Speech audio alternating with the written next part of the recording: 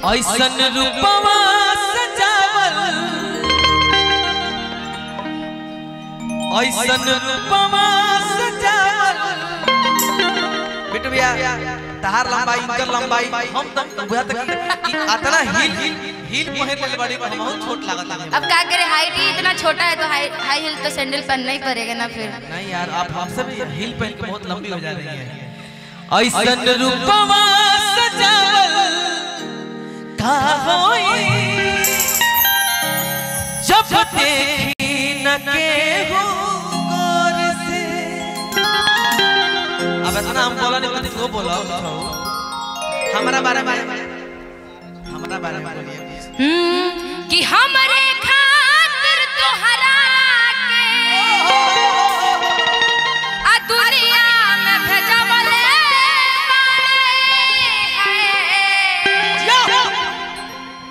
आ भगवान बड़ी फुर्सत से। अच्छा भगवान जो बोली है ना ये तो टोन में बोली है। एक बार भगवान प्यार से बोल दीजिए भगवान क्या कैसे है बोलिए ना कि भगवान बड़ी फुर्सत से। हम कहब कि तोहरा के बनौले तोहरा के में सब तोहरा में बहुत लोग आ जाएंगे नाम धर के बोलिए। अच्छा का चाहते हो मैंने झगड़ा हो जाओ। बिल्कुल होना चाहिए भाई। आज गाँव जब झगड़ा हो ही रहा तो पूरा पूरी हो अधूरा नहीं जाए दो। अरे निशा के ब्रेकअप दिखाई ना देखो सारा लइकन के पॉकेट ये झाड़ देती है बिट्टू भैया। सारा लइकन के पॉकेट ये झाड़ देती है। बोलो भाई अरे की लड़कियां लड़कों को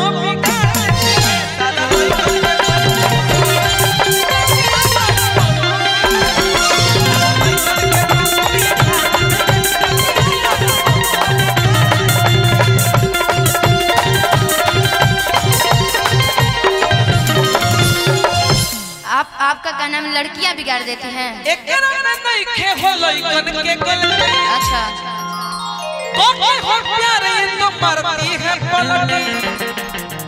ये आपका सोच गलत है। अच्छा ये बताओ तू कंटा खेत के तब उनका से प्यार करबू।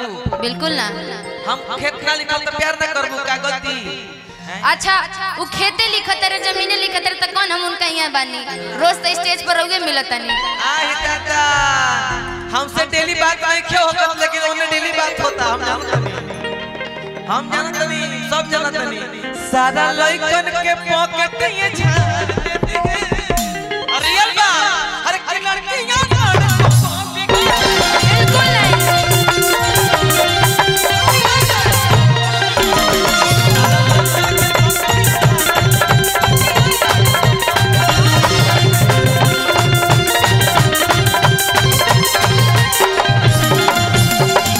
लड़कियां भी रुकेंगे इसी पर लेंगे। लड़कियां बिगाड़ती नहीं है आपको।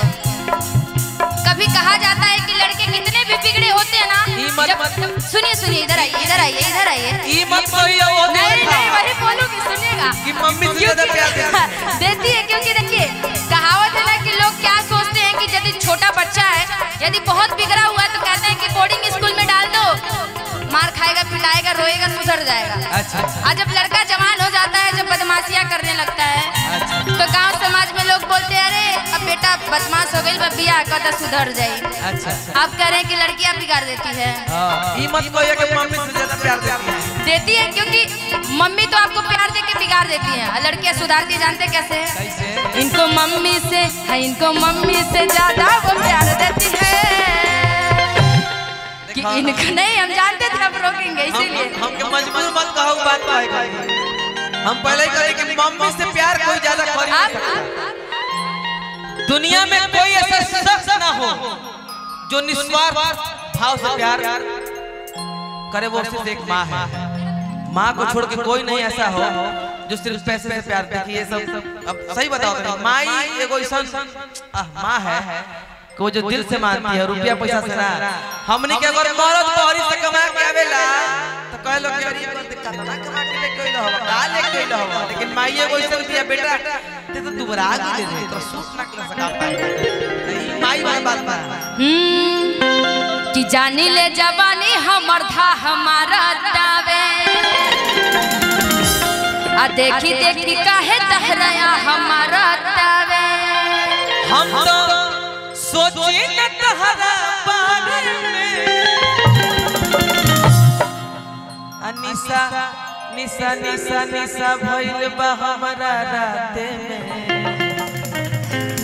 अरे निसा भइल बा हमरा राते में आ तू दया में सपना राते में दिखाई देता कि कितना सच्चाई बन के बात में तू तो सुघर लगाता आजे अब बड़ा टाइम लगल बा हमके साजे में अरे कि बड़ा चोलिया में होता खुद खुद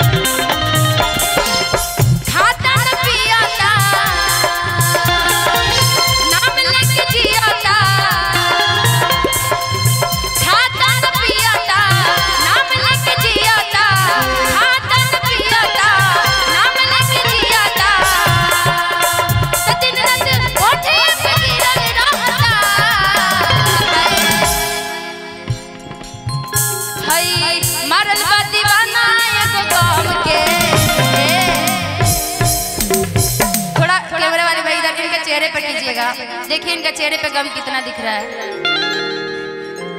इनका जब व्हाट्सएप पे कोई जुड़ा होगा ना वो स्टेटस देखिएगा कितना सैड लगाते हैं। बेवफा न मुझको कहना बेवफा कभी नहीं रही मैं तुझे अब भी प्यार करता हूँ नहीं लेकिन इनका पता है ये बेवफा है नहीं है लड़के तो होते हैं झूठे हम कभी आपसे झूठ बोले हैं ऐसे हमने तो कभी उस तरीके से बातें नहीं किया कि आप हमसे झूठ भी बोलेंगे ऐसे आप माइंड ब्लोइंग आते हैं झूठ क्यों बोलूं माइंड ब्लोइंग है ना I am right you are wrong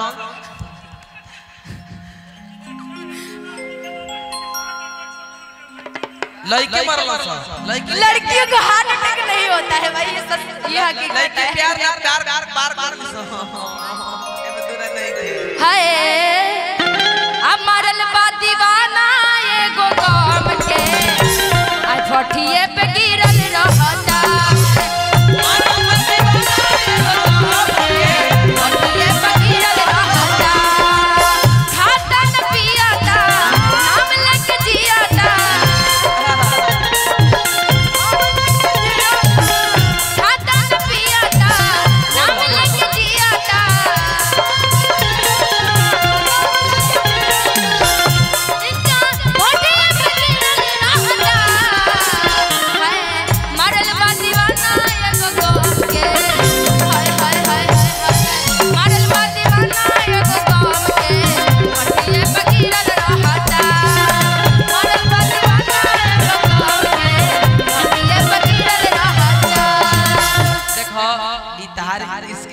ढेर कुछ बा में से गान की बहुत लड़की के स्केल ह तन तू बोलबो त मन हमर तनी हां हां बोलो बोलो अलम मिली अरे अरे किसे बसाना दाना छोड़ के केरे लगल खाए आता बाबू भाई सेब संतरा छोड़ के केरा लगल खाए आप आगे कहेंगे कि मोटाने वाली बात कहेंगे तो तवारू भाई को लगली पहले से छितरा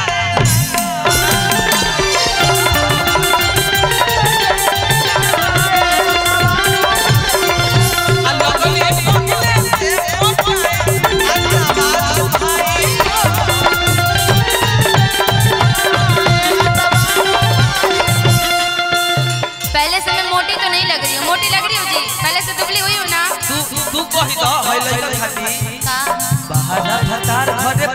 सुतार रस लूटो ए देवरू बहारा भतार घरे बढ़िया सुतार रस लूटो ए देवरू बहारा भतार माने भतार मान के चलो अच्छा बहारा भतार घरे बढ़िया सुतार रस लूटो ए देवरू ओखरी में डाल के मुसर हो